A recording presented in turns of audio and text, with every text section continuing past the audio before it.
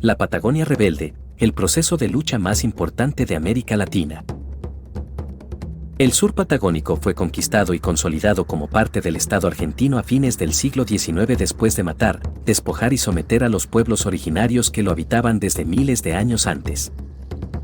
La tierra se dividió en latifundios. La mayoría era parte de las concesiones que hizo Julio Argentino Roca a principios del siglo, otorgando 2,5 millones de hectáreas de campo a 19 estancieros británicos, 9 alemanes, 4 franceses, 6 españoles, 1 norteamericano, 1 chileno y 1 uruguayo. Ningún argentino. Como muestra vale un botón, ya para 1920 Mauricio Brown poseía más de 1.376.000 hectáreas con 125.000 ovejas que producían 5.000 millones de kilos de lana, 700.000 kilos de cuero y 2.500.000 kilos de carne anuales. Eran, además, dueños de empresas mineras, de bancos, de frigoríficos, de compañías de seguros, de transporte. La sociedad con el español José Menéndez redobló la fortuna de estos latifundistas. El nacimiento del siglo XX, entonces, alumbró un territorio que se llenó de grandes estancias, de poderosos ganaderos y de trabajadores rurales que esquilaban ovejas y prestaban los servicios exigidos por una poca paga de esos poderosos ganaderos, dueños de esas grandes estancias. La huelga de los peones de campo, contra las condiciones de vida que les imponían, fue creciendo por etapas desde 1919, fue y vino en 1920 de acuerdo al cumplimiento o no de las patronales con los convenios firmados. Se hizo resistencia obrera en 1921 y masacre final entre fines de ese año y principios de 1922. Si estás interesado en conocer esta heroica lucha de los trabajadores, te invitamos que te quedes hasta el final para que no te pierdas ni un detalle de La Patagonia Rebelde. Sin más preámbulos, comencemos. La historia dirá que al final de la Primera Guerra Mundial, al bajar el precio de la lana, esa baja fue trasladada por los dueños de todas las cosas a los sueldos de los asalariados.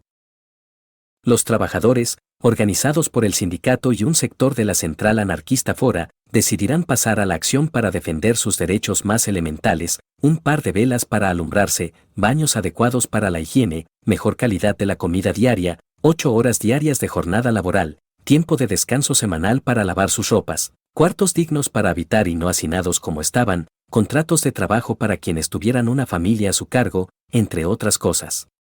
El lema con que cerraban su pliego de reivindicaciones decía: amaos los unos a los otros. Así de feroces eran aquellos trabajadores que posteriormente serían tratados como delincuentes.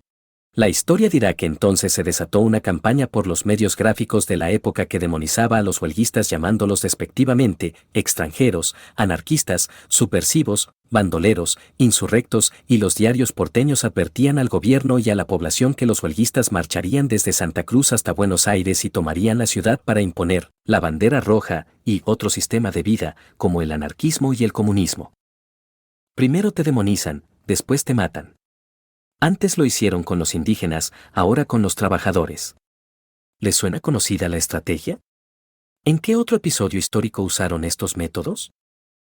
La historia dirá que el gobierno constitucional designó para poner orden en el sur patagónico al teniente coronel Héctor Varela, quien después de presentarse como un hombre de diálogo, terminará siendo el jefe militar de aquel crimen de lesa humanidad, aún no saldado y que hoy en día muchos parecen no recordar. El criminal era dueño de la palabra, patria y de las balas, y era él quien ejecutaba al pie de la metralla la partitura de muerte que le dictaban los poderosos estancieros que eran sus verdaderos patrones. La historia dirá que el presidente de la nación era Hipólito Yrigoyen, el primero en ser elegido por el voto popular. Haría uso de instrumentos tan antidemocráticos, vaya paradoja, que la familia Brown Menéndez era una de las poderosas familias oligarcas, fundadores de la cadena de supermercados La Anónima, ancestros directos del ex jefe de gabinete, Marcos Peña, que varias estancias estaban en manos de firmas inglesas, que los jefes del movimiento huelguístico eran el obrero entrerriano José Font, conocido como Facón Grande, los españoles Ramón Outerello y Antonio, el gallego, Soto, jefe sindical de los trabajadores, y el dirigente obrero porteño Albino Argüelles, que cuando los trabajadores fueron a parlamentar el levantamiento de la huelga, la respuesta fue la salvaje y cobarde matanza ejecutada por el ejército, un ejército que, como en otras ocasiones, ha sabido demostrar que de patriotas y nacionalistas no tienen nada, pues siempre supo ser muy útil y eficaz para proteger intereses de un puñado de delincuentes con la billetera repleta de la sangre de los trabajadores. Las cifras del genocidio dieron cuenta del exterminio de más de 1.000 trabajadores. La población santacruceña sufrió un descenso de casi 7.000 personas entre dos censos nacionales.